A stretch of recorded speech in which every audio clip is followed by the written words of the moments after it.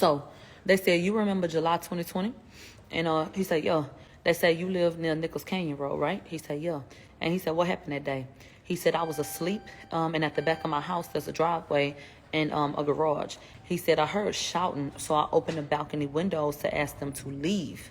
They said, could you tell us if you saw a vehicle when you awoke? And he said, yeah. You heard the noises and the arguing, then what happened? He said, I looked through the windows, and I saw two girls arguing. Right side of the car, the doors were open. He said, I opened my doors and I stepped onto the balcony and they started fighting. Yes.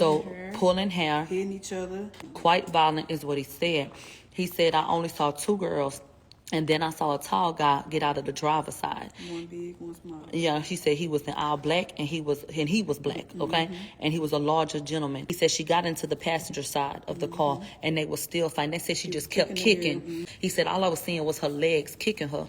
I don't know, several minutes. He said I was still on the balcony. He said, and nothing was in my way. Like he said, I saw one girl go to the car. And then I saw what I thought was fireworks, but now I know that it was a muzzle flash. So that's what they said, you saw the muzzle flash? He said, yes.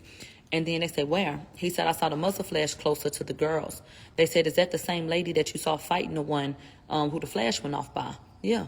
They said, and she was just kicking. He said, I heard the gun go off and they were still fighting. He said, eventually, the girl, and this is what they said, he said, the girl that got beat up crawled and went across the street. He said two people had the gun. That's what he said. He said, who had it initially? He said the girl. I only saw flashes from the girl.